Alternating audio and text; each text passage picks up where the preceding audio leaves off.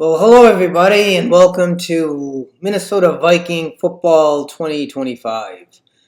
Today I want to talk about who are my top 10 players to watch at this year's training camp. A lot of great players, a lot of great additions. I couldn't put them all on, but these are my top 10. I'd like to know who are your top 10 players to watch. So here we go. Starting with number 10. I'm watching Harrison Smith because he's not a spring chicken anymore. You know, he's got a little bit of a belly right there in his picture. He's 36. You know, sometimes we look at a player and we think of who he was instead of who he is. So he is a safety. And as a safety, your number one job is to make sure no one gets over the top. You know, they bring him down to the line of scrimmage, and he makes a lot of splash plays, blitzing here and there, and that's all good, and it's fun to watch. But he's a safety, and he's got to make sure that he's covering the back end, and my question is, can he still do that at a very, very high level? We shall see. We got to see it for what it is, and if he's not playing up to speed, we got to get someone in there that can. So he's my number 10 guy to watch at training camp and to see how he looks and if he's still playing at a very high level, at an NFL level, let's say.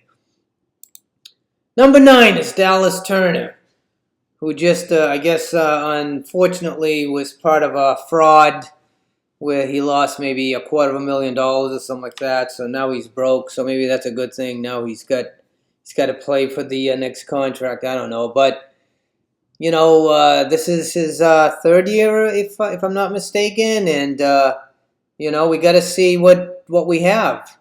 We got to see what we have, and was it his second year or third year? Well, anyway, either second year or third year, and he's got to continue to grow. And if he becomes that dominant edge rusher that we've been looking for, or linebacker as he's called these days, because he can do both, he's definitely someone I'm watching this training camp to see if he's starting to become that dominant, edge rusher, that dominant defensive player like a Lawrence Taylor, or one of those guys. So he's my number 9 guy to watch. Number 8, Ivan Rodriguez, the Mexican. Hope he's legal. Hope he doesn't get deported. But he was fun to watch last year.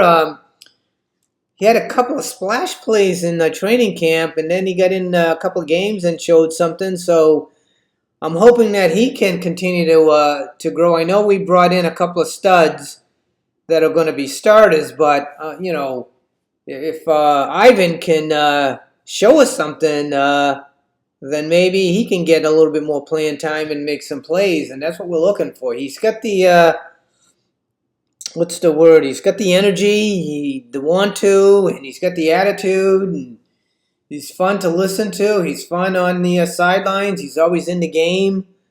So I'm looking forward to Ivan to see what he can do. Number 7, Jalen Redmond. He's another interior lineman on the defensive side that showed us something last year. Again, they did bring in a couple of studs that are going to start, but if he can show his dominance like he did a couple of games last year, he's someone to watch. He's someone that can get a little bit more playing time and give the other guys a breather or two. So I think Jalen is a guy that we should keep an eye on and see if he can show some dominance in training camp and some of the preseason games to see if he's going to help us this year. So let's look at Jalen this year. Number 6, Brian O'Neill. So Brian O'Neill is an interesting player because I think, and I hate to say it this way, but I think he's on a decline. He used to be just a force to be reckoned with, but now people are pushing him around, and You know, he used to have the crew cut and made him look tough, and now he's got the long hair. He kind of looks like he's a hippie or something. I don't know. So hopefully Brian O'Neill comes to play and shows us the Brian O'Neill that we're used to looking at the last few years, and not the Brian O'Neill I saw last year. So my number 6 guy to watch is Brian O'Neill. Number 5 is Brian Murphy Jr. I gotta be honest with you Viking fans, I have never been a big Brian Murphy fan. I know he makes, an interception here or there, but those balls are not like he made a great play at them. Maybe this one here that, was over his head and he one-handed it, and that was kind of cool. But my problem with Brian is he's not a hitter, like a real hitter. And to be a great defensive back, you got to hit, number one.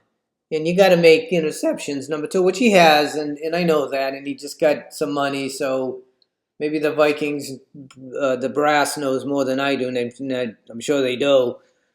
But I'm not a big Brian Murphy fan, so I want to see what he looks like after training camp and some of the preseason games to see if he's going to help us, or are we going to start leaning on some of the younger guys that we brought in that could help this team. So Brian Murphy is my number 5 guy to watch. Number 4 is Tellus with Metellus, Josh Metellus. He's not happy. He didn't get a contract extension. Did he deserve one? Hard to say. He's fun to watch. He's a hitter. He brings a lot of energy. He's a fun guy. Good for the locker room. But if he's not getting paid, is he not going to play the way we're used to seeing him play? Time will tell, and training camp and preseason is when we know, who we have. So my number 4 guy to watch is definitely Josh Metellus. Number 3 guy is Ty Chandler, and I gotta be honest with you Viking fans, I have always been a fan of Ty Chandler, and I don't know why he wasn't playing more. I know they have their reasons, and I've heard he can't pick up blocks the way he needs to on blitzes and that kind of thing, and that is important. But he can run, and every time he gets in, he makes plays. And I know that some of the Fox 9 sports guys that were at training camp a couple years ago, they were like, oh my God, he looks great, but he doesn't play. And so, I mean, this is the year. I mean, he's either going to have to get some playing time or he might get cut. I guess that's an option too, but I am definitely watching Ty Chandler, and I still think he can play. I think he can help us. So, we did bring in, number 27. His name is, I'm forgetting his name, but, he can play too. So let's see. And obviously we have Jones. But Ty Chandler's a guy I'm looking at. Second guy I'm looking at, number 2 on my list, is Donovan Jackson. I mean, my initial reaction is he doesn't seem mean enough to be in the trenches. He's always got that great smile going on, and he always seems happy. We need someone that's upset, mean, angry, who can get in there and really make some stuff happen. Not to say that you need all those, you need talent, you need great footwork. I don't know if he's a blue feet kind of guy, but he's definitely a player that I want to see if he's a number 1 pick, or first round pick, that deserves to be a first round pick. So Donovan Jackson is my number 2 guy to watch this training camp. And of course, number 1, J.J. McCarthy. If we hit on J.J. McCarthy, guys and gals, we are going to have multiple Super Bowls. Not just 1, not just 2, multiple Super Bowls. He's on a rookie contract. He sat out for the whole last season, which is not a bad thing for quarterbacks to do, young quarterbacks.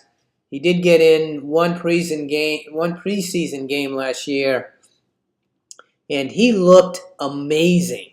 He looked like he belonged behind the center.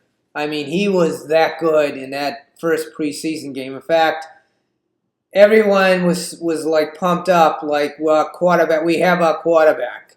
We have our freaking quarterback.